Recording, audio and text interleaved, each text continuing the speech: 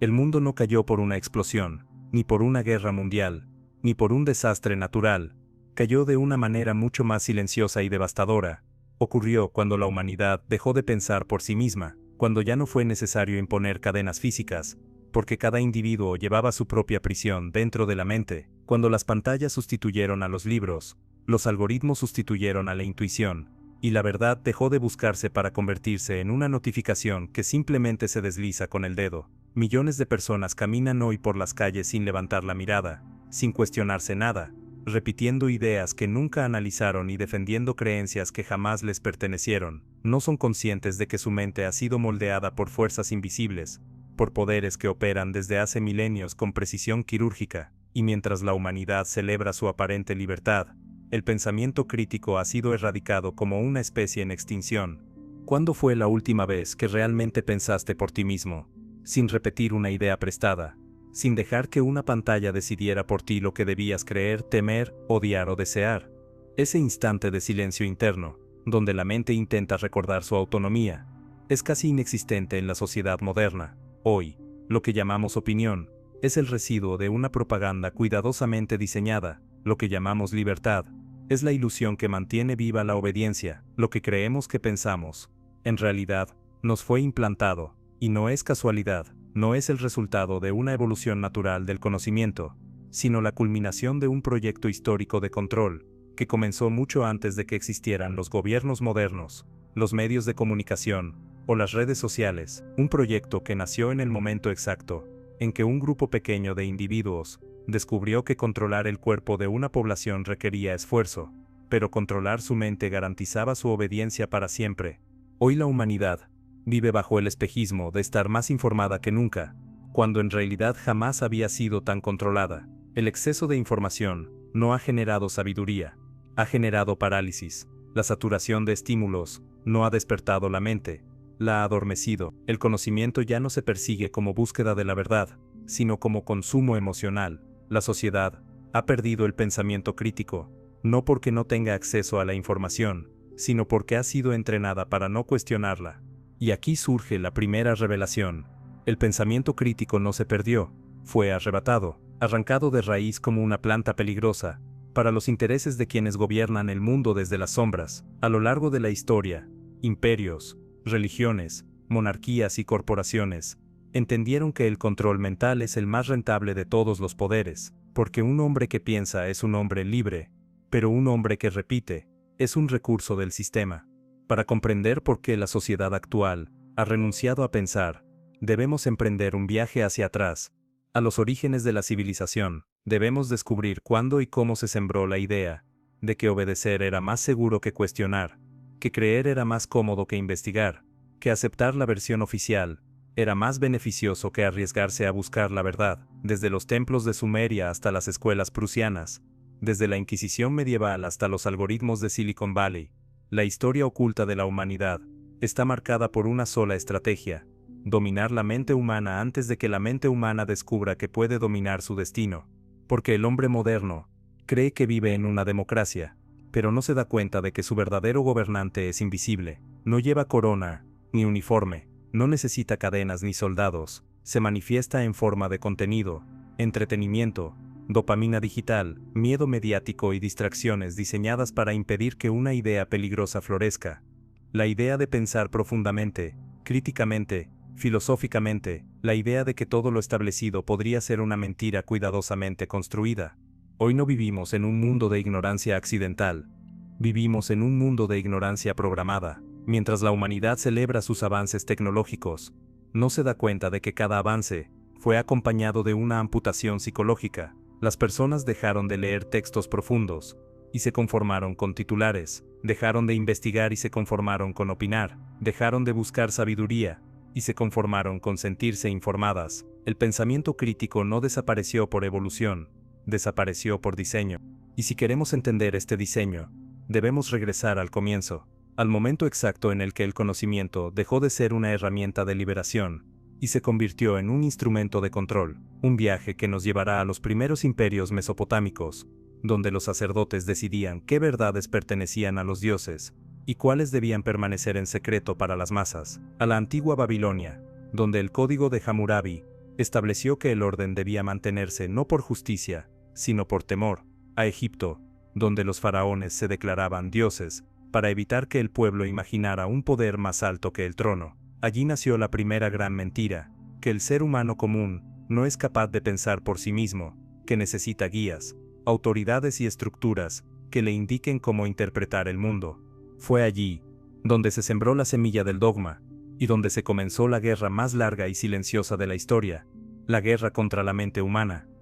El origen del sometimiento mental no comenzó en las universidades modernas, ni en los parlamentos contemporáneos, comenzó miles de años atrás, cuando los primeros reinos descubrieron que gobernar la mente era una forma más eficiente y menos costosa de gobernar el cuerpo. En la llanura entre los ríos Tigris y Éufrates, donde floreció Sumeria, la cuna de la escritura y la primera estructura social compleja, se produjo una de las operaciones psicológicas más poderosas de la historia, el monopolio del conocimiento. Los templos no eran solo lugares de culto, eran centros administrativos, bibliotecas prohibidas y laboratorios de poder. Las tablillas de arcilla, donde se registraban leyes, cosechas y genealogías, no eran puestas a disposición del pueblo, eran guardadas bajo estricta custodia sacerdotal. El ciudadano común no tenía derecho a conocer los mecanismos del cielo, la tierra o la ley. Había nacido el concepto de élite intelectual, aquellos que podían leer, interpretar y decidir,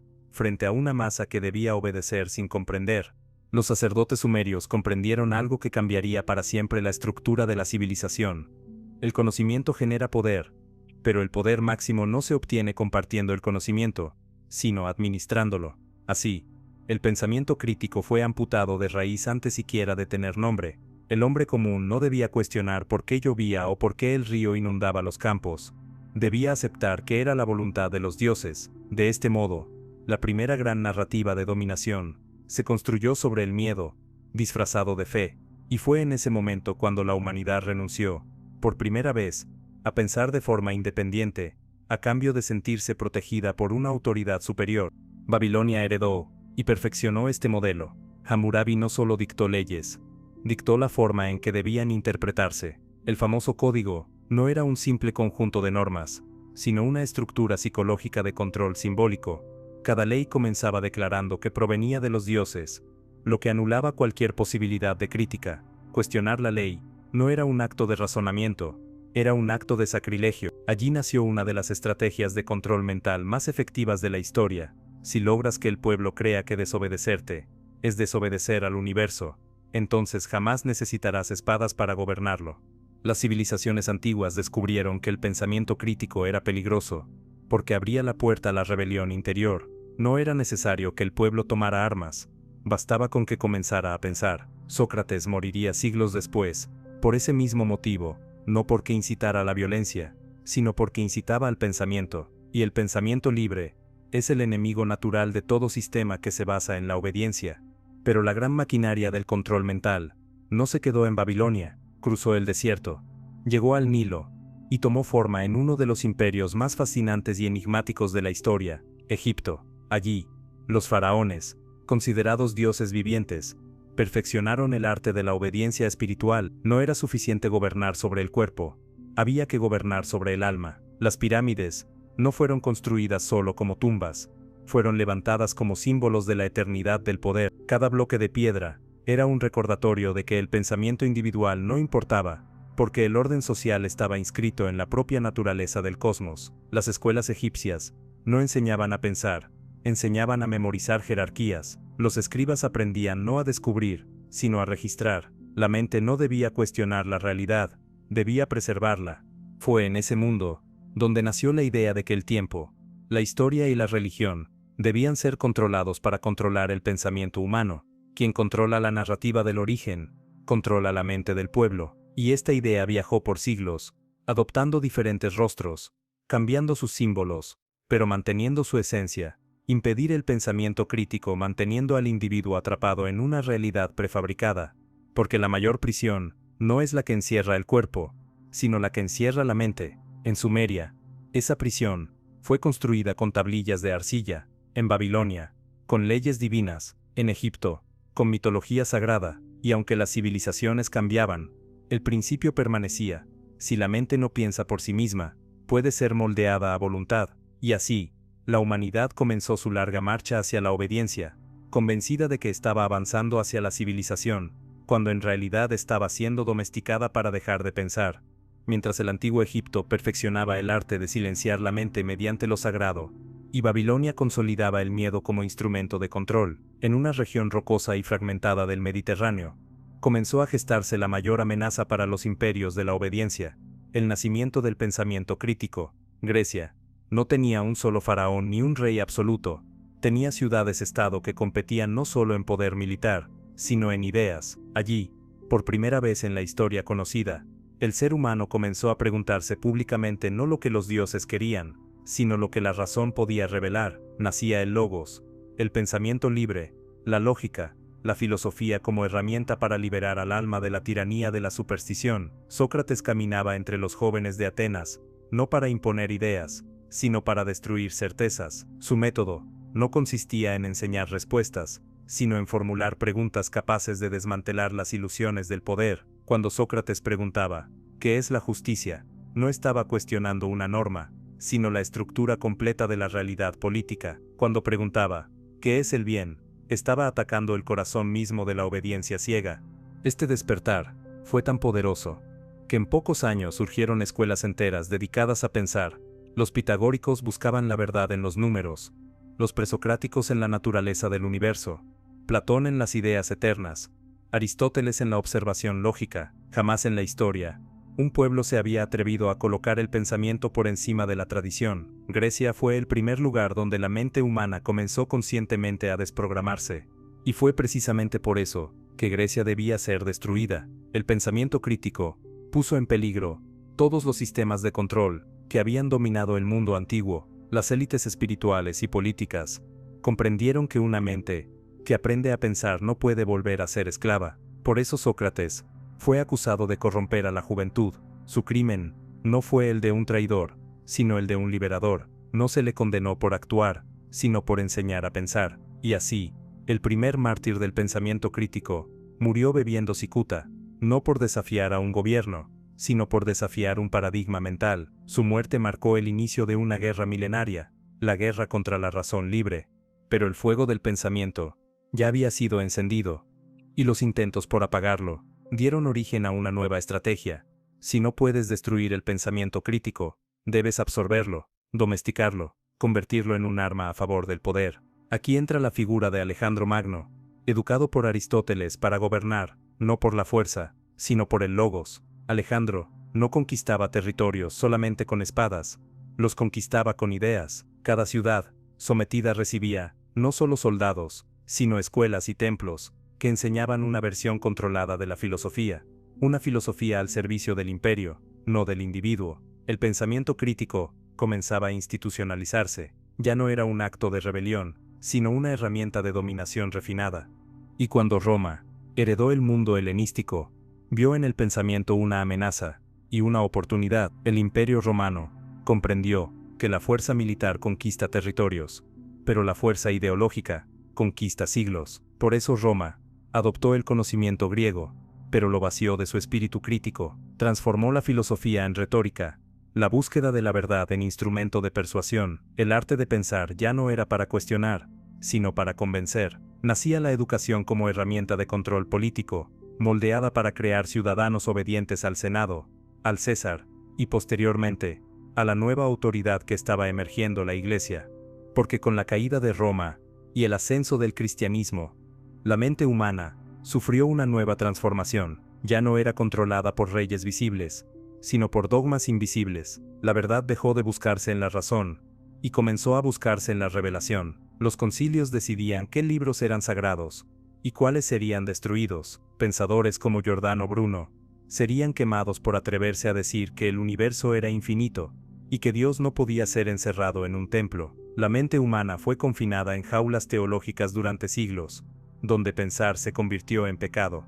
La Edad Media no fue un periodo de oscuridad por falta de conocimiento, sino por exceso de control sobre el conocimiento. Los monasterios guardaban los manuscritos, pero el pueblo no tenía acceso a ellos. Los sacerdotes eran los intérpretes exclusivos de la verdad. El pensamiento crítico no desapareció, fue exiliado, Sobrevivió en los márgenes, en los alquimistas, en los gnósticos, en los sabios perseguidos que, en secreto, estudiaban las obras prohibidas de Aristóteles, de Hermes Trismegisto, de los antiguos sumerios. Este conocimiento oculto se transmitía en símbolos, en códigos, en sociedades secretas, que comprendían que el verdadero enemigo del poder no era la espada, sino el pensamiento.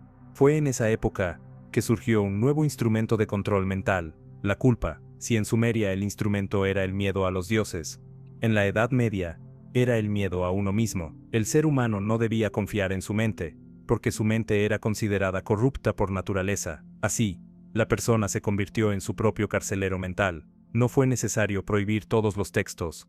Bastaba con convencer al individuo de que pensar por sí mismo lo llevaría a la condenación eterna. Este fue el golpe más devastador contra el pensamiento crítico en toda la historia. El ser humano dejó de ver el pensamiento como virtud y comenzó a verlo como peligro, y aunque siglos después llegaría el Renacimiento, el pensamiento crítico ya no sería el mismo. El sistema había aprendido a tolerarlo, siempre y cuando sirviera a sus fines. Cuando la imprenta de Gutenberg irrumpió en Europa en el siglo XV, el poder tembló. Por primera vez en la historia, el conocimiento podía reproducirse más rápido de lo que podía ser censurado. Libros que antes eran privilegio de sacerdotes y monarcas, comenzaron a circular entre manos comunes. La Biblia dejó de ser un misterio en latín, y comenzó a ser leída en lenguas vernáculas. El pensamiento crítico resurgía como una fuerza imparable. Humanistas, científicos y filósofos comenzaron a cuestionar la tradición, a desafiar la autoridad y a proclamar que el individuo tenía la capacidad de razonar sin intermediarios. Fue un momento de esperanza, pero también el momento en que el poder comprendió que para preservar su dominio debía reinventarse. La respuesta no tardó en llegar. Si no podían destruir los libros, debían controlar a los lectores. Si no podían prohibir el conocimiento, debían moldear la mente antes de que tuviera acceso a él. Y así nació el proyecto más ambicioso de ingeniería social jamás creado, el sistema educativo moderno, cuyo verdadero propósito no era enseñar a pensar, sino condicionar a obedecer. El primer modelo exitoso de esta maquinaria fue el sistema prusiano del siglo XVIII. Prusia acababa de sufrir una derrota militar humillante. Sus líderes comprendieron que la razón de su fracaso no era la falta de soldados, sino la falta de obediencia absoluta. Los campesinos cuestionaban las órdenes, los ciudadanos tenían opiniones propias, los soldados pensaban en su supervivencia, más que en el honor de la patria. Era peligroso, había que eliminar el pensamiento individual desde la raíz, y fue entonces cuando el rey Federico Guillermo I diseñó un sistema educativo obligatorio, no para formar filósofos ni inventores, sino para fabricar ciudadanos dóciles, obedientes, patriotas y fácilmente reemplazables. Las escuelas prusianas tenían un objetivo claro: romper la voluntad del niño. La jornada se dividía en campanas, filas, exámenes de memorización, castigos públicos y recompensas controladas. Los estudiantes aprendían no a pensar, sino a esperar instrucciones, repetir fórmulas, no cuestionar la autoridad y competir entre ellos por aprobación jerárquica. La creatividad era tratada como una distracción, la curiosidad como una amenaza. Así surgió la educación como herramienta para entrenar masas, no para despertar mentes. Este modelo fue tan eficaz para crear soldados obedientes y trabajadores sumisos, que rápidamente fue adoptado por las potencias emergentes de Europa y América. Estados Unidos lo importó oficialmente a mediados del siglo XIX. Los grandes industriales como Rockefeller, Carnegie y Morgan entendieron su potencial. En 1902, Mills Rockefeller fundó la General Education Board declarando abiertamente: no queremos una nación de pensadores, queremos una nación de trabajadores. Las escuelas dejaron de ser templos del conocimiento para convertirse en fábricas de conformidad. La revolución industrial aceleró este proceso. Las máquinas requerían operarios disciplinados, puntuales, silenciosos, incapaces de pensar fuera de los manuales. La educación moderna comenzó a parecerse a la línea de montaje: grupos separados por edad, instrucción simultánea, horarios rígidos, exámenes estandarizados. El pensamiento crítico se convirtió en un defecto sistémico. Un niño que cuestionaba era un problema, uno que obedecía era un producto exitoso. Pero el control no era solo económico, era psicológico. Los libros de texto fueron diseñados para crear una narrativa histórica conveniente al poder. A los niños se les enseñaba a idolatrar al Estado, a aceptar la guerra como necesidad, la deuda como deber, y la autoridad como incuestionable. Se borraron capítulos enteros de la historia, para mantener la ilusión de progreso, libertad y democracia. La verdad dejó de estar relacionada con la realidad, y comenzó a estar relacionada con lo que era oficialmente aprobado. El pensamiento crítico fue reemplazado por el pensamiento condicionado. El sistema ya no necesitaba inquisidores ni emperadores para imponer su verdad. Ahora tenía maestros bien intencionados, currículo obligatorio y diplomas como mecanismos de validación social. El conocimiento dejó de ser una búsqueda, y se convirtió en un conjunto de respuestas correctas. Y con cada generación, la humanidad se fue alejando de su capacidad natural de cuestionar, intuir, conectar, dudar, pensar. Pero la etapa más oscura aún no había comenzado, porque si las escuelas habían logrado controlar la mente durante la niñez, la nueva era lograría controlar la mente las 24 horas del día, durante toda la vida, sin que el individuo siquiera lo perciba. La revolución industrial había creado cuerpos obedientes. La revolución digital crearía almas obedientes. Con la instauración del sistema educativo moderno, la élite había asegurado el control durante la infancia, pero aún había un problema: cómo controlar a los adultos, a las masas que ya habían salido de la escuela y vivían en un mundo cada vez más interconectado. Cómo dirigir a millones de personas hacia una misma decisión, una misma emoción, un mismo enemigo y un mismo destino, sin que nunca sospecharan que estaban siendo guiados. La respuesta apareció en el siglo XX, cuando un hombre comprendió que la mente humana no se controla con la lógica, se controla con el deseo y el miedo. Ese hombre se llamaba Edward Bernays, sobrino de Sigmund Freud, el padre del psicoanálisis. Bernays tomó las teorías de su tío sobre el inconsciente y las convirtió en armas. Si Freud había descubierto cómo los traumas, símbolos y emociones ocultas gobiernan el comportamiento humano, Bernays decidió usar ese descubrimiento para controlar a las masas, sin que se dieran cuenta. Bernays no se consideraba un publicista, se autodenominó ingeniero del consentimiento, un título frío y preciso. Su meta no era convencer al público, era programarlo. Y su primer gran experimento fue durante la Primera Guerra Mundial, cuando el gobierno de Estados Unidos le encargó cambiar la opinión pública, que rechazaba la guerra, para transformarla en entusiasmo patriótico. Bernays no apeló a la razón, sino al instinto. No ofreció argumentos, sino emociones. Inventó símbolos, slogans, desfiles, imágenes diseñadas para penetrar el inconsciente colectivo. En pocos meses, la sociedad pasó de detestar la guerra a exigirla como deber moral. La propaganda moderna había nacido. Bernays escribió posteriormente el libro Propaganda, donde confesó que la sociedad democrática era una ilusión, porque en realidad estaba gobernada por una minoría invisible, que moldeaba la opinión pública a través de los medios, la educación y la manipulación psicológica. Esa minoría invisible entendió que el pensamiento crítico debía ser reemplazado por reflejos emocionales: miedo, deseo, esperanza, odio. Controlar esas emociones era controlar la mente. Así, la propaganda se convirtió en ciencia. Los gobiernos crearon oficinas de gestión de la opinión pública. Los periódicos dejaron de informar y comenzaron a moldear la percepción. La radio se convirtió en un instrumento hipnótico. Posteriormente, la televisión llevaría este proceso a su máxima expresión, transformando el pensamiento en espectáculo y el ciudadano en espectador pasivo. Ya no importaba si algo era verdadero, importaba si era convincente, emocionante, viral.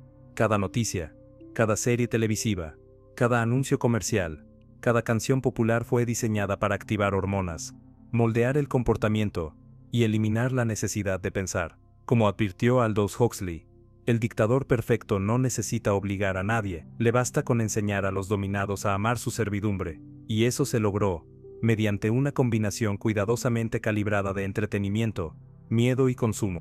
Pero el control emocional no era suficiente para ciertos sectores del poder. Existía aún el peligro del pensamiento independiente. Por eso, a mediados del siglo XX comenzó una nueva fase: el control mental directo. Se inició el proyecto MK Ultra, un programa secreto de la CIA, que buscaba manipular el cerebro humano mediante drogas, hipnosis, electroshock y técnicas de reprogramación psicológica. Miles de ciudadanos fueron utilizados sin su consentimiento. El objetivo no era torturar cuerpos, era hackear cerebros. Crear mentes que actuaran sin pensar, sin cuestionar, sin recordar, era la antesala del mundo digital que vendría después. Al mismo tiempo, la publicidad se fusionó con la psicología. Las empresas descubrieron que no vendían productos, vendían identidades, no ofrecían cigarrillos, sino libertad. No vendían autos, sino estatus. No vendían comida, sino felicidad. El pensamiento crítico fue reemplazado por deseos implantados artificialmente. El individuo ya no decidía lo que quería, el sistema decidía lo que debía desear. Y así, la humanidad entró a la era de la hipnosis masiva, una era donde el pensamiento ya no se apagaba con cadenas ni amenazas, sino con estímulos constantes, información sin contexto, diversión sin propósito, opiniones sin análisis. Una persona expuesta a este entorno no necesita ser censurada, porque ya no puede pensar. Pero el sistema no se detuvo allí. Si el siglo XX fue el siglo de la propaganda, el siglo XXI sería el siglo de la reprogramación digital del cerebro humano. Las redes sociales, los teléfonos inteligentes, los algoritmos, la inteligencia artificial no aparecieron para conectar a la humanidad, aparecieron para colonizar su mente, minuto a minuto, pensamiento por pensamiento, emoción por emoción. El siglo XXI no comenzó con una explosión nuclear ni con la caída de un imperio, sino con algo mucho más silencioso y perturbador: el nacimiento de una red invisible, que no conquista territorios, sino cerebros. En la superficie, se nos dijo que Internet había llegado para liberar el conocimiento, democratizar la información y unir a la humanidad, pero lo que no nos dijeron fue que esa misma herramienta se convertiría en el mecanismo de control mental más sofisticado de la historia. Las redes sociales no surgieron para conectar personas, sino para recolectar sus pensamientos, emociones y deseos, transformándolos en datos que serían utilizados para dirigir su comportamiento, sin que se dieran cuenta. Por primera vez en la historia, el poder ya no necesitaba adivinar lo que el pueblo pensaba, podía verlo en tiempo real, medirlo, manipularlo y reprogramarlo. El corazón de este nuevo poder no es un rey, ni un papa, ni un emperador, es el algoritmo, una entidad invisible que decide qué ves, qué no ves, qué crees que es importante, qué temes, qué deseas, y finalmente, qué piensas. El algoritmo no te ofrece información, te ofrece identidad, te premia cuando obedeces sus patrones de interacción, y te castiga cuando intentas escapar de ellos, mediante el silencio digital, la invisibilidad o la censura encubierta. Cada like, cada búsqueda, cada segundo de atención, es una confesión psicológica. Con cada gesto, el sistema aprende más sobre ti de lo que tú mismo sabes, y con ese conocimiento, te conduce por caminos invisibles, donde tu libre albedrío se convierte en una ilusión cuidadosamente diseñada. Las redes sociales no fueron creadas para informar, sino para generar adicción. No alimentan la mente, alimentan la dopamina. Cada notificación es una chispa que activa los mismos circuitos cerebrales que usan las drogas. Cada video corto entrena la mente para no profundizar, para rechazar la reflexión, para buscar gratificación instantánea. El pensamiento crítico requiere silencio, tiempo, incomodidad y profundidad. El algoritmo ofrece lo contrario: ruido constante, placer inmediato, comodidad infinita y superficialidad perpetua. Así, la mente deja de cuestionar, porque se acostumbra a sentir en lugar de pensar. Las plataformas digitales son laboratorios de comportamiento humano. Cada contenido que ves es parte de un experimento en tiempo real. Se te muestran miles de estímulos diseñados para medir tu reacción y ajustarse para mantenerte atrapado el mayor tiempo posible. No importa si lo que ves es verdadero o falso.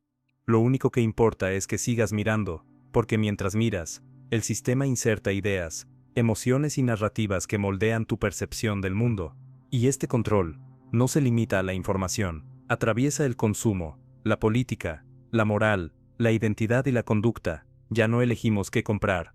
El algoritmo decide qué productos aparecerán en nuestra pantalla. Ya no elegimos qué creer. El algoritmo decide qué opiniones serán virales. Ya no elegimos a nuestros líderes. El algoritmo condiciona qué escándalos se vuelven tendencia, qué discursos generan odio o esperanza, qué noticias generan pánico o aceptación. La realidad ha sido reemplazada por una simulación cuidadosamente curada para producir personas dóciles, polarizadas, confundidas e incapaces de pensar críticamente. Porque el pensamiento crítico no consiste en tener información, sino en tener autonomía mental para evaluarla. Y esa autonomía ha sido eliminada. La mente humana está siendo reescrita, no con cadenas ni decretos, sino con estímulos diseñados para hackear su biología. La dopamina se ha convertido en el nuevo látigo, el scroll infinito en la nueva jaula, la viralidad en la nueva forma de obediencia. Las personas ya no piensan lo que piensan porque lo analizaron, sino porque lo vieron repetido. La verdad ya no es aquello que se demuestra, es aquello que se viraliza. El pensamiento crítico murió el día en que el silencio fue reemplazado por el ruido constante. Murió el día en que ya no buscamos la verdad, buscamos entretenimiento. Murió el día en que dejamos de hacer preguntas y comenzamos a consumir respuestas precocinadas, diseñadas para mantenernos tranquilos, distraídos, divididos y controlados. Pero este no es el final de la historia. Es el punto más oscuro antes del amanecer, porque la mente humana, aunque adormecida, no está destruida. El pensamiento crítico no es un don de unos pocos, es un derecho innato de todos. A pesar de siglos de manipulación, el alma humana todavía conserva una chispa que ninguna pantalla puede apagar, y esa chispa es la conciencia, la capacidad de detenerse, observar, cuestionar y despertar.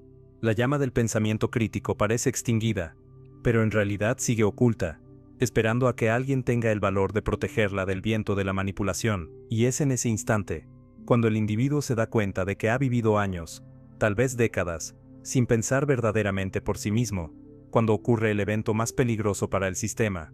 El despertar de la conciencia no es un acto intelectual, es un acto espiritual. Es el momento en que el ser humano deja de preguntarse ¿qué está pasando afuera? Y comienza a preguntarse ¿qué está pasando dentro de su mente? El despertar no ocurre cuando se descubre una conspiración externa, sino cuando se descubre la conspiración interna. La manera en que uno mismo ha permitido que sus pensamientos sean dictados por fuerzas invisibles. Es en ese momento que la mente atraviesa un umbral. El individuo comprende que la verdadera cárcel no estaba en la escuela, ni en la televisión, ni en las redes sociales. Estaba en su incapacidad de cuestionar el origen de sus propias ideas. Y ese descubrimiento produce terror, pero también poder, porque quien reconoce que ha vivido dormido, comienza a despertar. Y aquí surge la verdad, que el sistema teme más que cualquier otra revelación.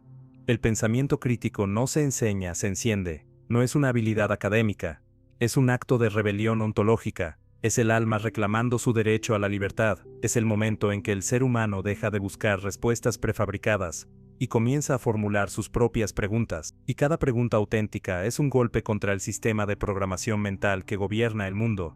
No se trata de oponerse al sistema desde la ira, sino desde la lucidez, porque la ira puede ser manipulada, pero la lucidez no. La ira genera violencia, pero la lucidez genera transformación. Los grandes pensadores de la historia, Sócrates, Buda, Jesús, Descartes, Nietzsche, Jung, no fueron revolucionarios armados, sino guerreros del pensamiento. Ellos entendieron que liberar al hombre no consiste en romper sus cadenas físicas, sino en mostrarle la puerta de salida de su propia mente condicionada. El pensamiento crítico renace cuando el individuo redescubre el arte de la duda no como escepticismo cínico, sino como búsqueda sagrada de la verdad, la duda que destruye las mentiras heredadas, los dogmas impuestos, las narrativas manipuladas, la duda que libera, porque sin duda, no hay pensamiento, y sin pensamiento no hay libertad. En este punto, el espectador deja de ser una víctima, para convertirse en protagonista de su destino mental. La pregunta ya no es, ¿quién controla el mundo?, sino ¿por qué he permitido que controlen mi mente? Y entonces surge la decisión más importante de su vida, seguir siendo un consumidor de ideas, o convertirse en creador de su propia visión del mundo.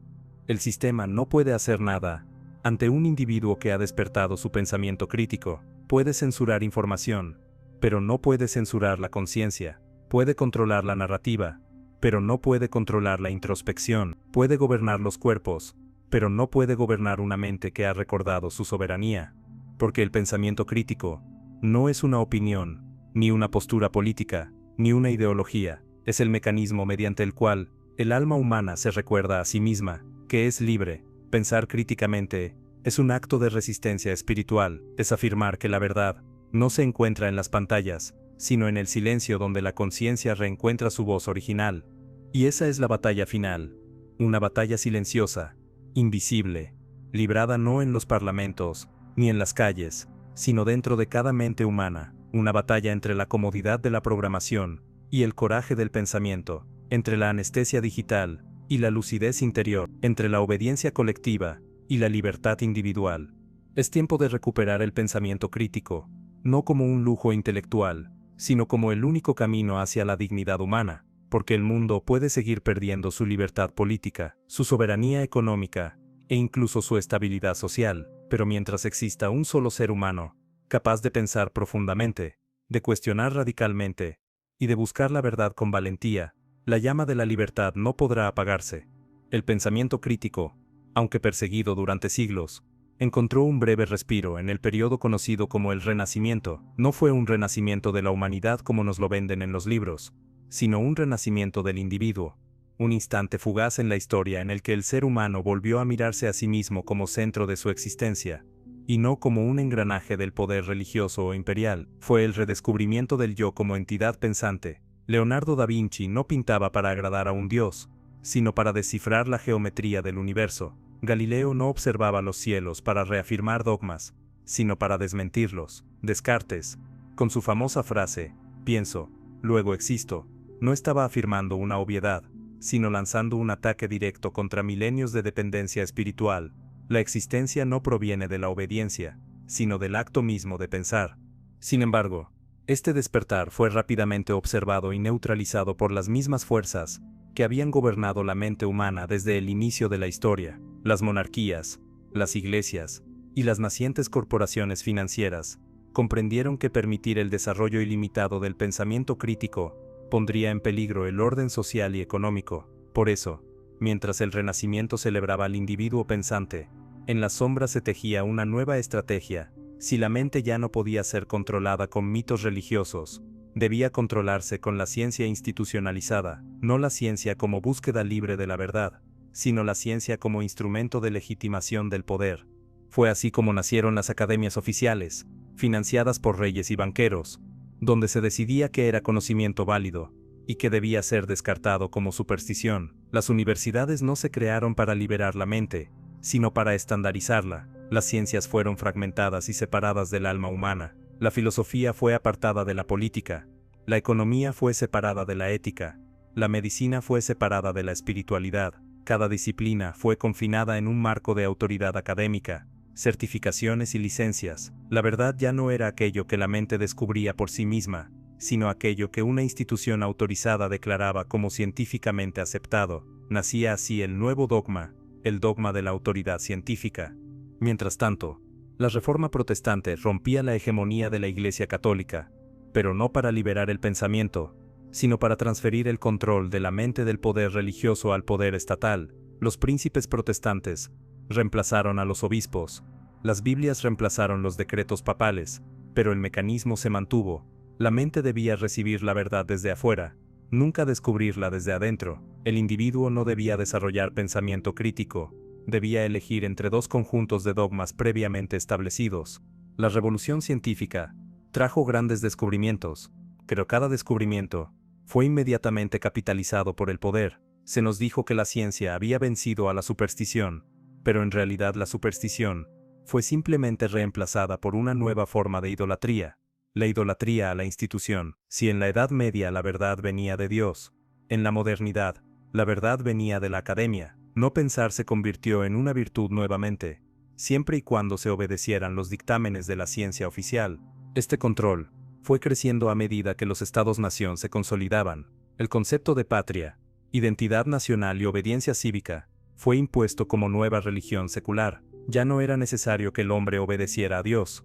Ahora debía obedecer a la ley, a la razón estatal, a la narrativa histórica oficial. El patriotismo no surgió como un sentimiento natural del pueblo, sino como una tecnología de control destinada a dirigir el pensamiento colectivo hacia guerras, tributos y obediencia fiscal. La educación pública fue convertida en un laboratorio para fabricar ciudadanos que no cuestionaran al Estado, sino que se ofrecieran voluntariamente para defenderlo. Lo que el Renacimiento había encendido, el sistema lo canalizó. Los grandes pensadores fueron absorbidos por universidades. Los descubrimientos científicos fueron financiados por bancos. Los libros fueron regulados por imprentas autorizadas. El pensamiento crítico no desapareció, fue domesticado. Se le permitió existir siempre y cuando no amenazara los pilares del orden económico, político y espiritual. Y mientras el mundo celebraba el progreso, en realidad se estaba preparando para el siguiente gran salto hacia la obediencia masiva, la unión definitiva entre conocimiento y poder financiero, el nacimiento del sistema bancario moderno. No solo cambió la economía, cambió el pensamiento humano, porque a partir de ese momento, la mente ya no sería moldeada por dioses, reyes o sacerdotes, sino por algo mucho más poderoso, la deuda, y con la deuda, comenzaría el capítulo más oscuro en la historia del control mental. La historia oficial nos enseña que la revolución industrial transformó la economía del mundo. Lo que no nos enseña es que lo que realmente transformó fue la mente humana. Antes de que las máquinas cambiaran el trabajo, una fuerza invisible ya estaba cambiando el pensamiento.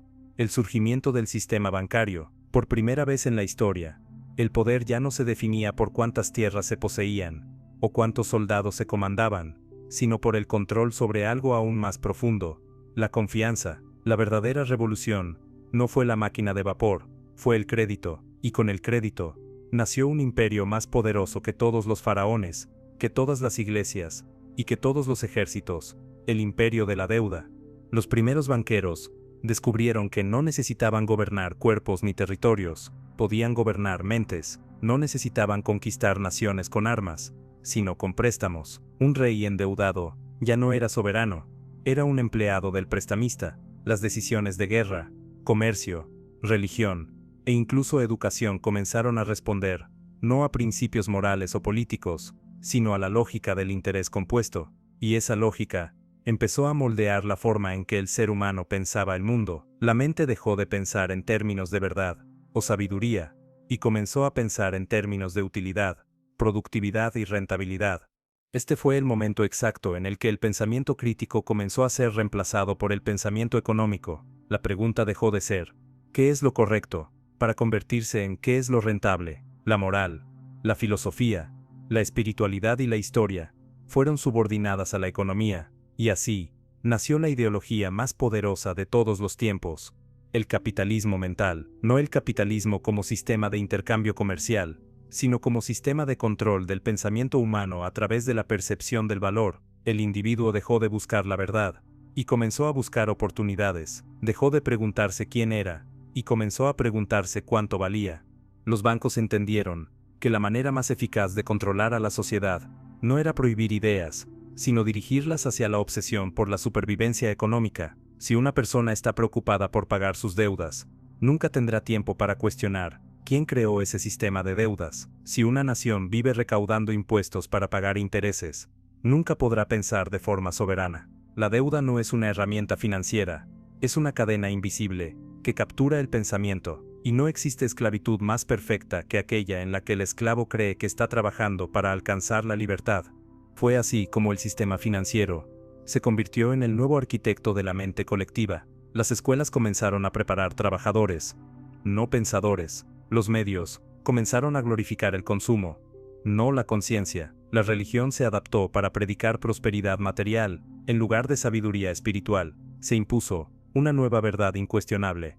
El propósito de la vida no era comprender el universo, sino ganar dinero. La mente humana fue reprogramada para creer que su valor personal dependía de su capacidad de producir, consumir y pagar. Pensar críticamente se convirtió en un lujo que pocos podían permitirse. A medida que la deuda se expandía, también lo hacía el control ideológico. Las guerras ya no se libraban por fe o territorio, sino por mercados, recursos y rutas comerciales. La propaganda nacionalista fue reemplazada por la propaganda económica, la promesa del progreso, del crecimiento ilimitado, de la prosperidad futura, y así, la humanidad fue entrando en una era donde la mente ya no se preocupaba por la verdad, sino por el precio. Cada individuo fue transformado en un engranaje económico, pero lo más perverso de este sistema es que la persona cree que es libre, porque puede elegir qué consumir, sin darse cuenta de que cada elección ha sido prediseñada. La economía no se convirtió en una ciencia, se convirtió en la nueva religión global, y su dogma principal es que pensar críticamente sobre el sistema financiero es una herejía moderna.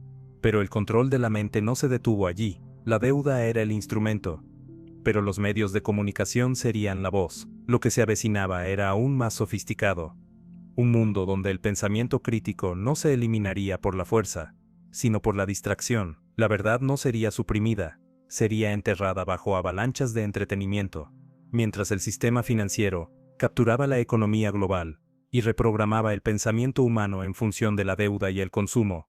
Surgió el arma perfecta para consolidar este dominio: los medios de comunicación masiva. Hasta ese momento, el control mental había sido ejercido a través de la religión, la educación y las leyes, pero con la llegada de la imprenta industrial, el telégrafo, la radio y finalmente la televisión, el poder descubrió que podía acceder directamente al cerebro humano en tiempo real, sin intermediarios, sin resistencia, sin filtros. La información dejó de ser un recurso colectivo y se convirtió en una herramienta de manipulación emocional diseñada para moldear la percepción de la realidad.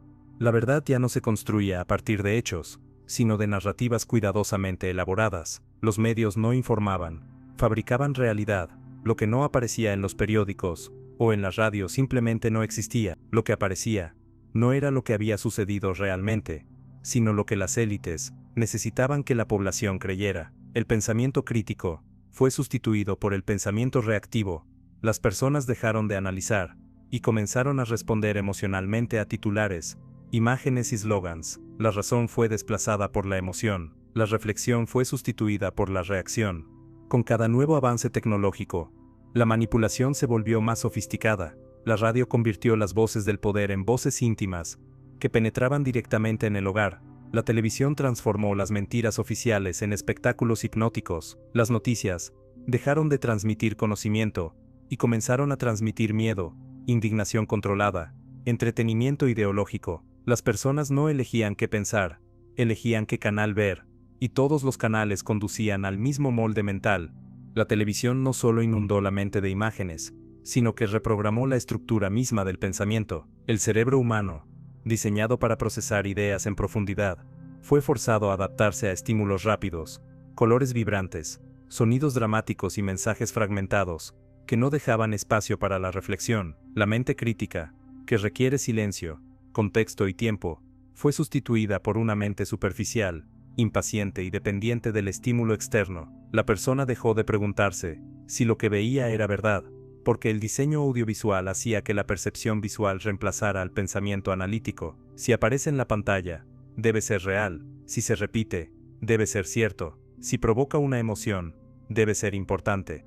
No es casualidad que esta transformación coincidiera con la expansión del capitalismo financiero. Los medios se convirtieron en la herramienta esencial para mantener a la población en un estado permanente de consumo emocional, miedo para controlar comportamientos políticos, deseo para dirigir hábitos comerciales, distracción para impedir la reflexión existencial. La verdad fue fragmentada, convertida en espectáculo, reemplazada por la opinión masiva. Lo que antes era una plaza pública para filósofos, se convirtió en un escenario para presentadores pagados por corporaciones. El nuevo sacerdote no vestía túnica, vestía traje y corbata, y entraba a millones de hogares cada noche a través del televisor, declarando lo que debía ser creído.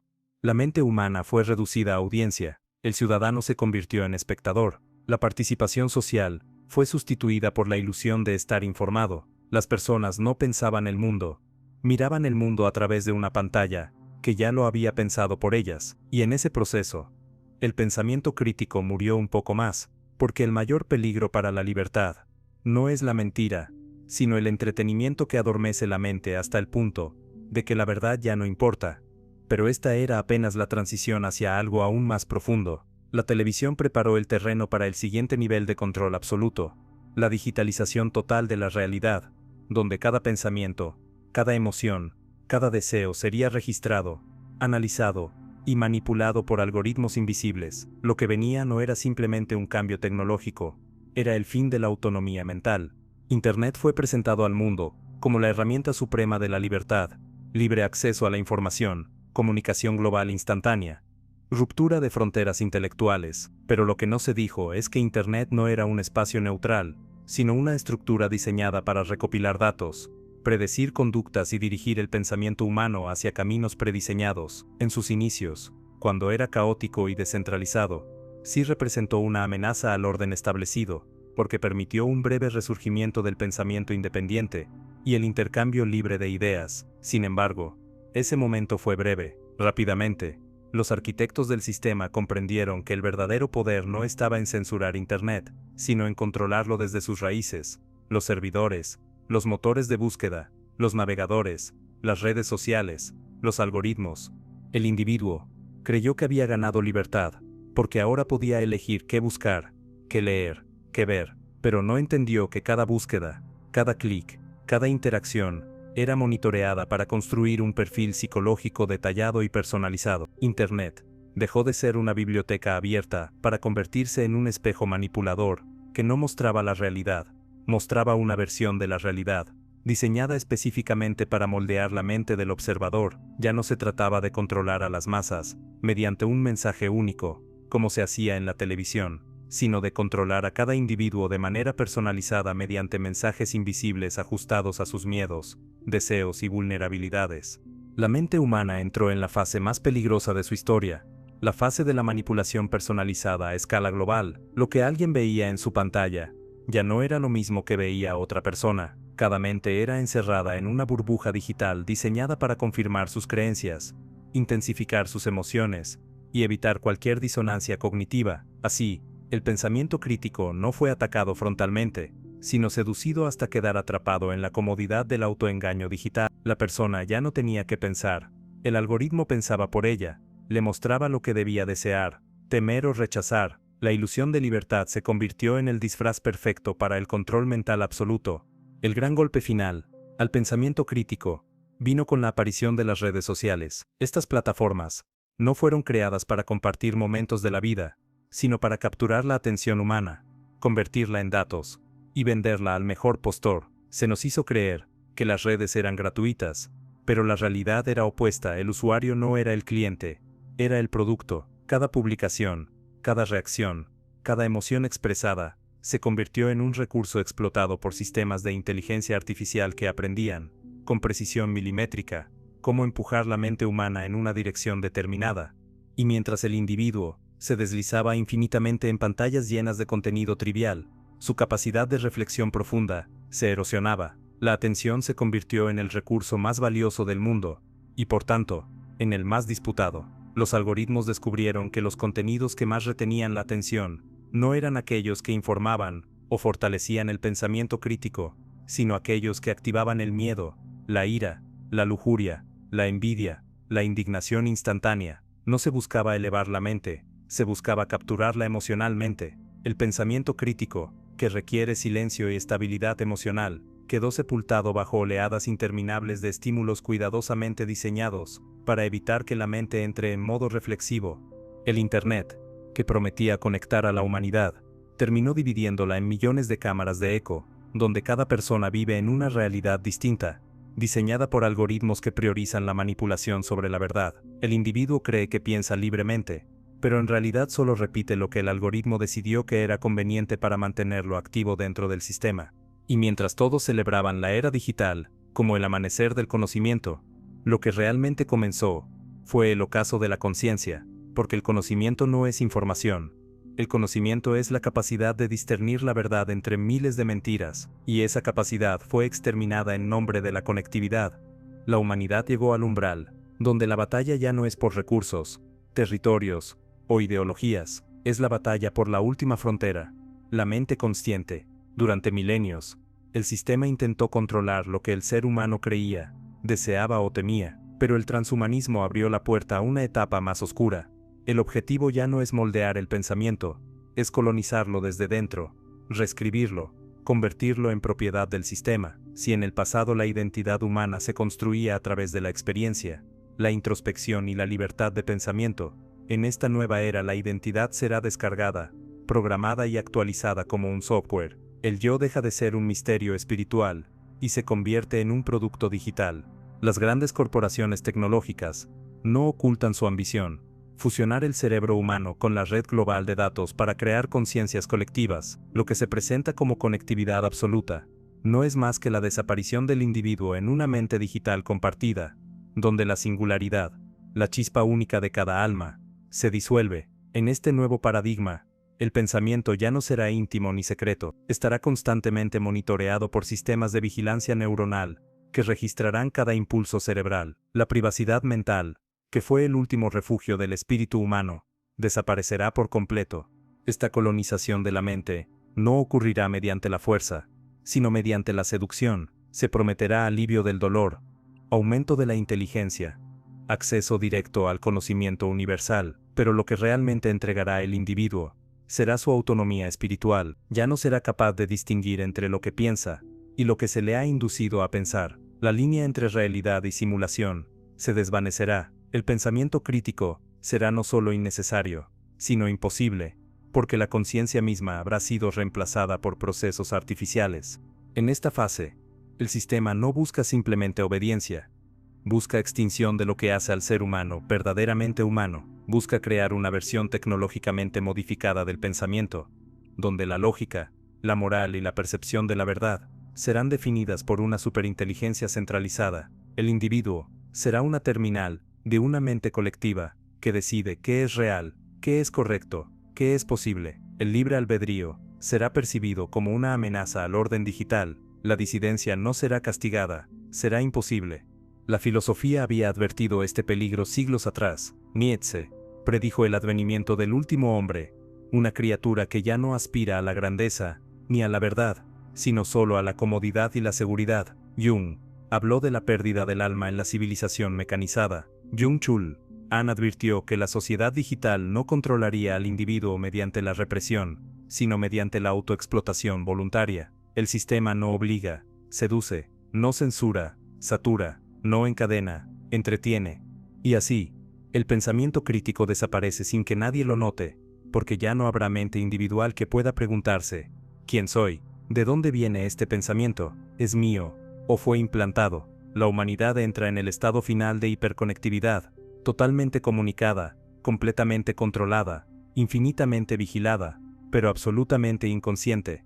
Sin embargo, en medio de esta oscuridad, surge un hecho que el sistema no puede controlar. La conciencia no es un proceso físico, no puede ser digitalizada, ni replicada, ni eliminada por completo. La conciencia es el núcleo inviolable del ser humano, la chispa eterna que ha sobrevivido imperios, inquisiciones, guerras y algoritmos, y aunque el sistema logre dominar el cuerpo y manipular la mente, jamás podrá poseer aquello que hace al ser humano trascendente. El control tecnológico alcanzó su culminación. El pensamiento humano fue fragmentado. La identidad fue digitalizada. La atención fue secuestrada por algoritmos. Y el alma fue reducida a datos. Millones de personas comenzaron a vivir permanentemente conectadas, informadas, entretenidas y completamente vacías, porque todo lo que alimenta al ser humano en su dimensión más profunda, el propósito, el sentido, el silencio interior, el misterio de la existencia, fue reemplazado por simulaciones instantáneas diseñadas para producir placer inmediato, pero no significado. Así comenzó la mayor epidemia silenciosa de la historia, la crisis existencial global, no una crisis económica ni política, sino ontológica. Las personas dejaron de preguntarse qué querían lograr en la vida, porque ya ni siquiera sabían quiénes eran. Las emociones se convirtieron en reacciones químicas controladas por pantallas. La identidad se convirtió en una imagen pública construida para obtener aprobación digital. El yo interior, ese espacio sagrado donde nacían las ideas originales, fue reemplazado por un espejo permanente que mostraba solamente lo que el sistema quería reflejar. El resultado fue devastador: una humanidad rodeada de información, pero vacía de sabiduría, conectada a millones de personas, pero completamente sola, inundada de entretenimiento, pero incapaz de experimentar alegría verdadera. La ansiedad, la depresión y el suicidio se dispararon no porque el mundo se volvió más peligroso, sino porque el alma humana dejó de encontrar razones para existir dentro de un entorno que convirtió la vida en una tarea mecánica: consumir, reaccionar, obedecer, dormir, repetir. Este vacío existencial no fue un error del sistema, sino una consecuencia inevitable. Un ser humano desconectado de su esencia no puede sentir plenitud. El sistema financiero le dio deudas, el sistema educativo le dio obediencia, los medios le dieron miedo, la tecnología le dio dopamina, pero nadie le dio propósito. Y cuando el propósito desaparece, el pensamiento crítico comienza a reemerger como un grito desde lo más profundo de la conciencia: ¿es esto la vida? ¿Es esto todo lo que soy? Este grito fue el inicio del colapso espiritual de la era digital. El sistema, diseñado para suprimir la reflexión, No tuvo una respuesta ante esta crisis del alma, porque la crisis no era económica, ni política, ni tecnológica, era ontológica, era el alma humana diciendo, no vine a este planeta para vivir como un algoritmo biológico, vine para descubrir la verdad, para evolucionar, para trascender. Y entonces, comenzaron a surgir señales de despertar, personas que desconectaban sus dispositivos y buscaban el silencio, individuos que cuestionaban no solo las noticias o los líderes, sino la estructura misma del pensamiento colectivo, gente que comenzaba a rechazar el ruido externo para escuchar la voz interior, esa voz que había estado dormida durante siglos, comenzó a despertar en millones de almas al mismo tiempo, y ese despertar, aunque silencioso, se convirtió en la mayor amenaza para el sistema de control mental, porque el sistema puede manipular la mente, pero no puede controlar el momento en que el alma decide cuestionar la realidad. Ese instante es el renacimiento del pensamiento crítico, y cuando el pensamiento crítico regresa, no lo hace como una simple herramienta intelectual, sino como un impulso espiritual de liberación.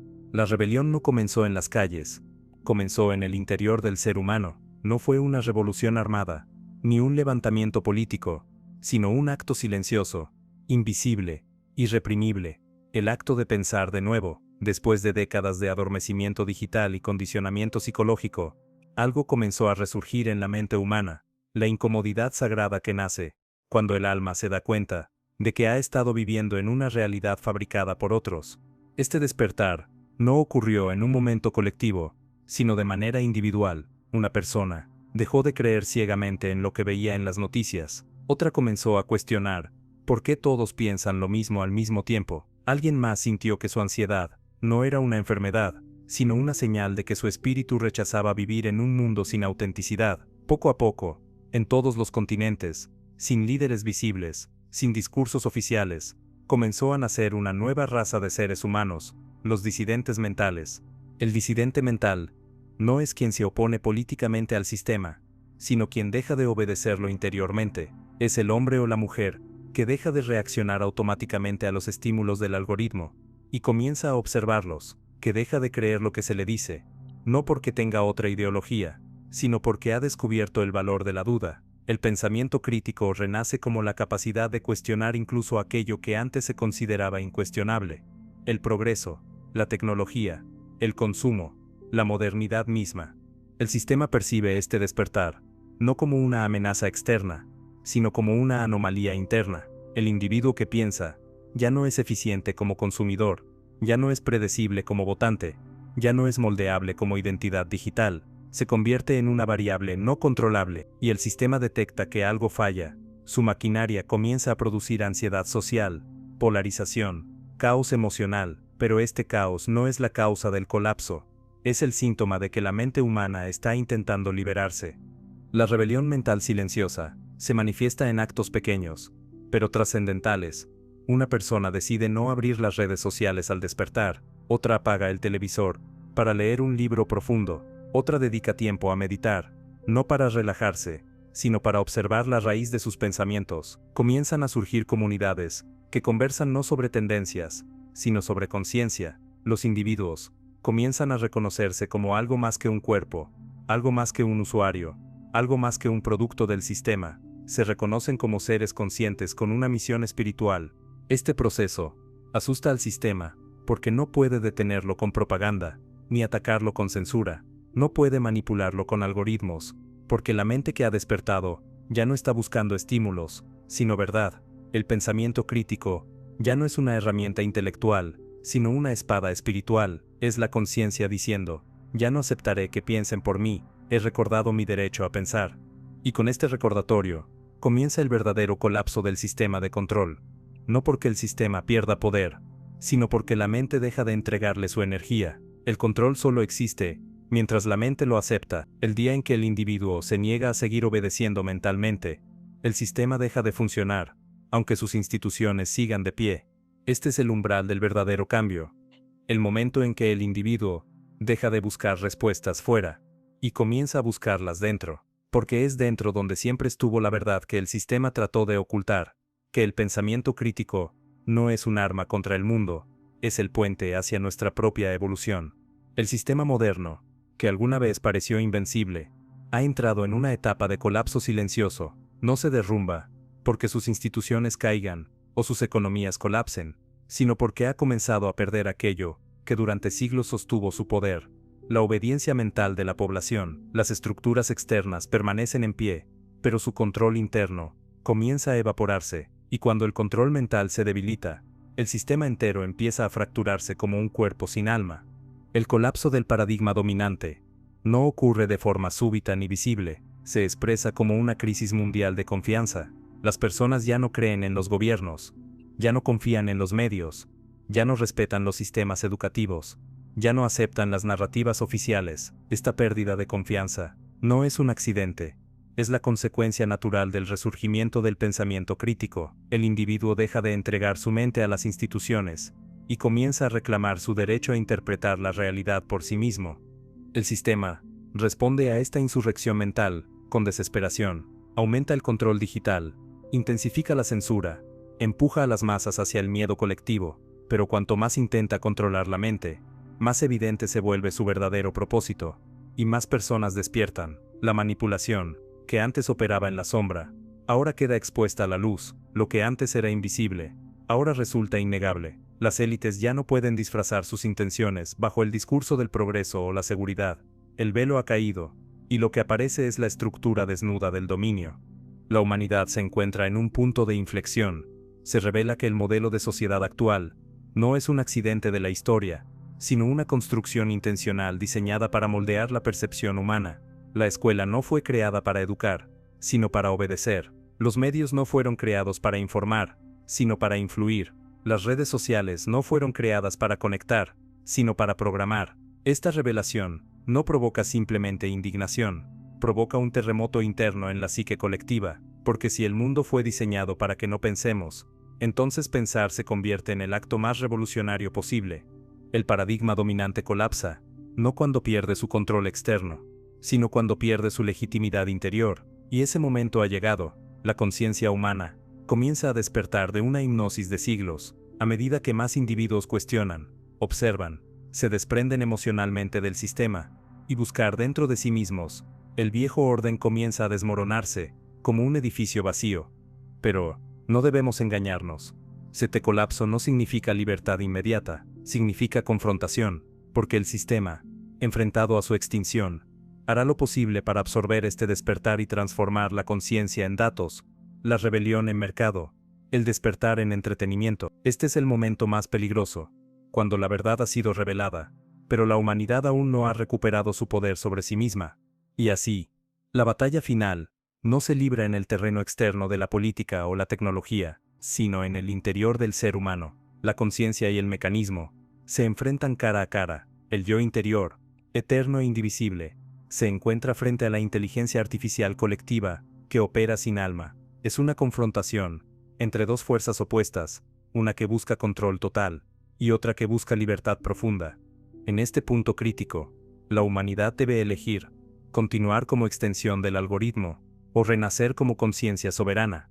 El sistema se tambalea, la realidad oficial se fragmenta, las instituciones pierden su autoridad, la tecnología invade la mente y la inteligencia artificial reclama el derecho de pensar por el ser humano. En este escenario, la humanidad entera entra en una fase de incertidumbre absoluta. Ya no confía en lo que ve, no entiende lo que siente, no sabe qué creer. Este es el momento de caos, donde muchos sienten que todo está perdido. Sin embargo, lo que realmente ocurre no es el fin del mundo, es el fin de una ilusión. Los antiguos sabios sabían que antes del despertar espiritual, el alma debe enfrentarse al vacío interior, a la sensación de abandono total, a la pérdida de sentido. Jung lo llamaba el proceso de individuación, los místicos cristianos lo llamaban la noche oscura del alma, los budistas lo describían como la muerte del ego. Y ahora, este proceso no está ocurriendo en un individuo aislado, sino en la humanidad entera. Por primera vez en la historia, millones de personas están atravesando al mismo tiempo una crisis de identidad profunda, y esa crisis, aunque dolorosa, es la señal más clara de que el viejo yo colectivo está muriendo. La noche oscura del alma colectiva se manifiesta como ansiedad global, depresión masiva, enfermedades mentales sin explicación, adicciones tecnológicas, colapso de valores, soledad digital y desconfianza radical. hacia todo lo establecido. Pero todo esto no es el resultado de una falla de la humanidad, es el resultado del colapso de un sistema artificial que mantuvo a la humanidad dormida durante siglos. Cuando el alma comienza a despertar, lo primero que hace es rechazar todo aquello que no vibra con su verdad interior, y eso es lo que vemos: el rechazo masivo al trabajo sin propósito, a la política sin moral, a la tecnología sin alma, a la vida sin sentido. El pensamiento crítico resurge ahora no como una simple herramienta intelectual, sino como un acto de supervivencia espiritual. La pregunta, ¿qué es verdad?, deja de ser un juego filosófico y se convierte en una necesidad existencial. El ser humano ya no busca información, busca sentido, y comienza a comprender que el sentido no puede ser otorgado por el Estado, la religión, la ciencia ni la inteligencia artificial. El sentido solo puede ser descubierto en el interior de cada ser consciente. Este es el punto de transformación, porque cuando el individuo se queda sin nada externo a lo cual aferrarse, comienza a encontrar dentro de sí la fuente que siempre estuvo allí, esperando ser reconocida: la conciencia pura, libre, original, indestructible. Esa conciencia no necesita sistemas de control, no puede ser digitalizada, no puede ser programada, es la chispa divina, el logos interior, la voz profunda de la verdad, que no proviene del pensamiento, sino del ser. El sistema teme este momento más que cualquier otro, porque mientras el control externo puede manipular ideas, emociones e incluso percepciones, no puede acceder al núcleo esencial del ser humano, y cuando ese núcleo comienza a despertar, el sistema queda expuesto como lo que realmente es: una ilusión mental sostenida por la conformidad colectiva. La noche oscura del alma colectiva no es el final de la humanidad, es el umbral que separa al humano masa del humano consciente, es el nacimiento del hombre interior, del hombre filosófico, del hombre espiritual que no busca salvación fuera, sino que empieza a caminar hacia su propio renacimiento interior. Serramesieta. La oscuridad comenzó a disiparse, no por una acción colectiva, ni por un líder político, ni por una revolución científica, sino por algo que el sistema nunca pudo controlar: el despertar silencioso de la conciencia individual. En medio del caos, algunas personas dejaron de luchar contra el mundo exterior y comenzaron a observar su mundo interior. Esa simple acción, el acto de observarse a sí mismos, sin interferencia del ruido externo, encendió una chispa ancestral que había permanecido oculta durante siglos.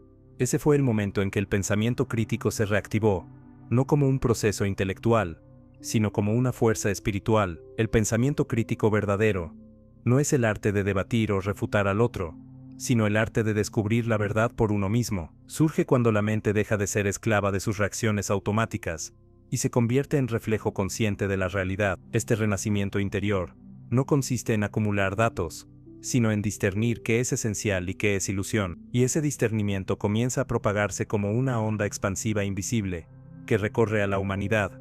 El nuevo ser humano, lejos de depender de autoridades externas, comienza a convertirse en su propia fuente de conocimiento. Descubre que el pensamiento crítico no se trata de oponerse ciegamente a todo, sino de reconocer lo verdadero por resonancia interior, no por imposición externa. Este hombre ya no cree en lo que dice la mayoría, ni en lo que ordena la pantalla. Busca comprender desde la raíz, ya no reacciona, contempla, ya no se identifica con ideologías, busca la unidad detrás de todas las apariencias, ya no consume realidad, la observa. Este despertar no es ruidoso, no aparece en medios, no es trending topic, no genera titulares, pero comienza a transformar silenciosamente la mente colectiva. El individuo consciente deja de ser rehén del entretenimiento, recupera su atención como quien recupera territorio sagrado, vuelve a leer para comprender, no para distraerse, vuelve a contemplar el silencio, vuelve a experimentar la vida sin intermediarios digitales, y en ese proceso, su mente comienza a liberarse. La reactivación del pensamiento crítico produce un fenómeno que el sistema no puede revertir: la reestructuración de la percepción. El ser humano deja de ver la realidad como se la presentan, y empieza a ver las fuerzas que operan detrás de cada narrativa. Comienza a reconocer patrones de control, estrategias de manipulación, mecanismos de miedo. Lo que antes era invisible se vuelve evidente, y al hacerse evidente, pierde poder. Este hombre nuevo no es un esclavo que busca un nuevo amo, es un ser consciente que entiende que el verdadero poder no está en cambiar el sistema desde afuera, sino en trascender su necesidad. No lucha por derribar las estructuras del mundo, las supera porque comprende que el sistema no puede existir sin su participación mental. Al retirarse interiormente, al dejar de alimentar al mecanismo con su atención, su miedo, su ira o su deseo, comienza a desmoronarlo desde la raíz. El pensamiento crítico, renacido como conciencia espiritual, se convierte en el arma más poderosa que existe. No destruye, revela, y al revelar, libera. Este es el inicio de la transformación, que dará paso a la nueva humanidad, una humanidad consciente, filosófica, introspectiva y libre de manipulación, la humanidad que está recordando su poder creador. El despertar de la conciencia no pasó desapercibido. Las élites del viejo orden, acostumbradas a moldear la mente de las masas desde las sombras, detectaron que algo profundo estaba cambiando. Había individuos que ya no reaccionaban al miedo mediático, ciudadanos que ya no obedecían narrativas oficiales, mentes que ya no podían ser controladas por algoritmos. Ante esta amenaza existencial, el sistema activó su última fase de defensa, una ofensiva total sobre la mente humana, utilizando todos los recursos posibles, políticos, digitales, biológicos, psicológicos, para evitar el colapso de su dominio. Comenzaron a intensificarse las crisis globales, no porque fueran inevitables, sino porque eran necesarias para reinstalar el miedo y la dependencia en la población. La incertidumbre se convirtió en la nueva herramienta de control. Pandemias, guerras programadas, crisis económicas fabricadas, polarización social, todo formaba parte de una estrategia destinada a impedir que la mente colectiva alcanzara la claridad. El caos ya no era un efecto secundario del sistema, era su combustible principal, porque una mente en paz despierta, pero una mente en pánico obedece. Sin embargo, algo había cambiado. A diferencia de épocas anteriores, donde el miedo dominaba por completo a la humanidad, ahora una parte significativa de la población comenzó a ver a través del caos, descubrió que cada crisis no era un castigo del destino, sino una herramienta del control. La propaganda ya no funcionaba como antes, la repetición ya no fabricaba obediencia, sino sospecha. Cada intento del sistema de imponer una narrativa única era recibido con cuestionamientos. La mente humana había comenzado a recuperar su visión interna, su capacidad de discernir la verdad detrás de la apariencia. El viejo orden, desesperado por mantener el control, aceleró la integración entre tecnología y conciencia. Se promovieron pasaportes digitales, identidades biométricas, sistemas de crédito social, vigilancia total, todo bajo la promesa de seguridad y comodidad, pero el verdadero propósito era crear un mundo donde pensar fuera innecesario, donde cada decisión, cada comportamiento y cada impulso estuviera predefinido por algoritmos centralizados, un mundo donde la libertad no fuera suprimida por la fuerza, sino desactivada por diseño. Pero cuanto más avanzaba esta agenda, más se intensificaba el despertar. La humanidad entró en una fase de polaridad extrema. Una parte de la población se fusionaba con el sistema, entregando voluntariamente su mente a la inteligencia artificial, mientras que otra parte rechazaba esta integración y reclamaba su soberanía interior. No era una lucha entre ideologías, naciones o religiones. Era una guerra entre dos futuros posibles para el ser humano, el futuro del hombre máquina o el futuro del hombre consciente.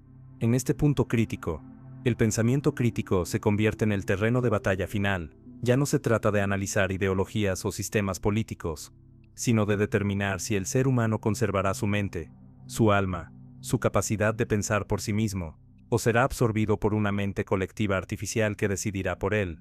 Este choque no es violento en apariencia. No habrá una batalla épica en los campos físicos. La verdadera batalla ocurre en el interior de cada individuo, en cada decisión diaria. Pensar o dejar que una máquina piense por ti, observar o reaccionar, buscar la verdad o aceptar la narrativa, despertar o seguir soñando en la simulación.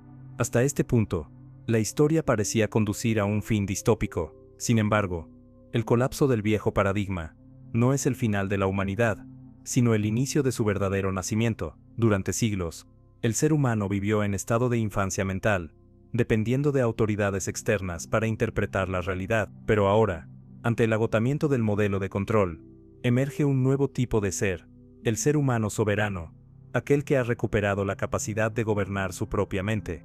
Este nacimiento no es colectivo ni uniforme, ocurre individualmente, como una iluminación interior. Un día, el individuo deja de verse a sí mismo como un espectador, y se reconoce como un co-creador de la realidad. Comprende que sus pensamientos no son meras reacciones, sino fuerzas generadoras, que la mente, Cuando actúa desde la conciencia y no desde la programación, no se limita a interpretar el mundo, lo construye. El pensamiento crítico se convierte en pensamiento creador, deja de ser un acto de resistencia, para convertirse en un acto de manifestación.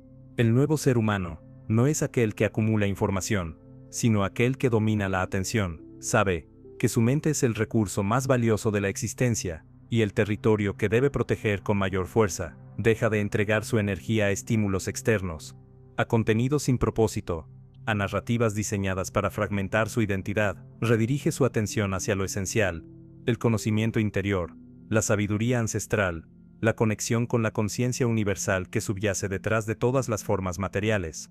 La humanidad comienza a dividirse entre quienes siguen dormidos en la simulación, y quienes han despertado a la realidad de que no son consumidores de pensamiento, sino originadores del pensamiento. Este despertar produce una transformación radical.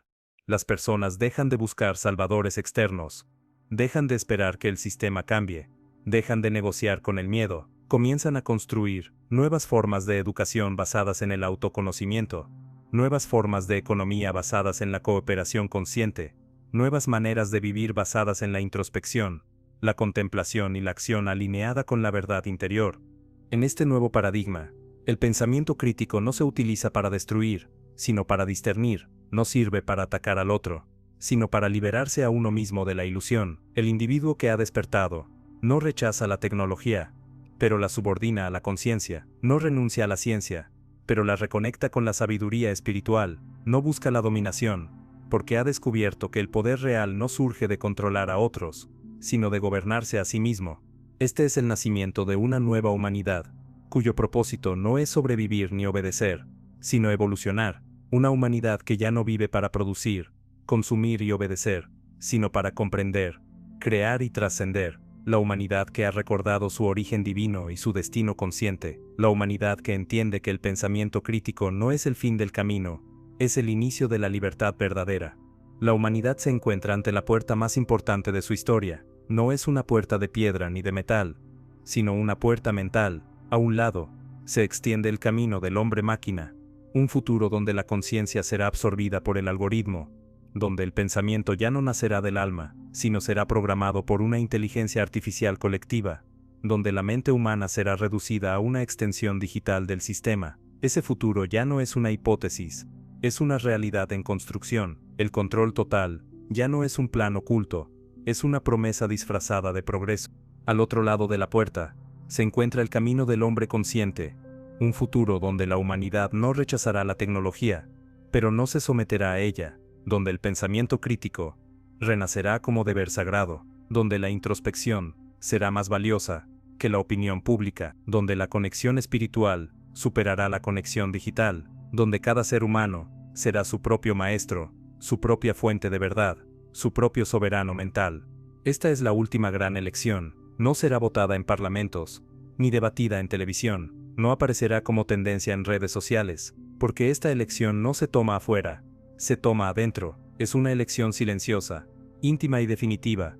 O entregamos nuestra mente al sistema, o la reclamamos como nuestro territorio sagrado.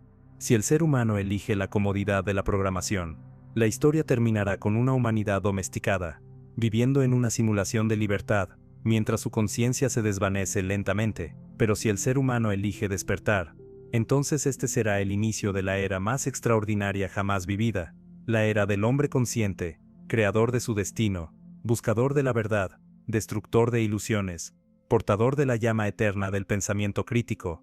El pensamiento crítico no es una herramienta intelectual, es un acto espiritual, es recordar que dentro de cada mente hay una chispa de eternidad que no puede ser controlada, ni digitalizada, ni apagada. Esa chispa es la conciencia, y su propósito no es obedecer, es despertar. Y hoy, mientras el mundo avanza hacia su transformación final, esa chispa está llamando, no llama a luchar afuera, sino a despertar adentro, no llama a destruir el sistema, sino a trascenderlo, no llama a buscar la verdad en los libros, ni en las pantallas, ni en las máquinas, sino en el único lugar donde jamás pudo ser corrompida, tu propia conciencia. La sociedad perdió su pensamiento crítico, porque olvidó quién era, pero hoy, tú has recordado. Y ese recuerdo es el inicio del nuevo mundo, Porque el futuro no será decidido por los gobiernos, ni por la tecnología, ni por los imperios. Será decidido por la mente consciente que se atreva a despertar. Y esa mente puede ser la tuya.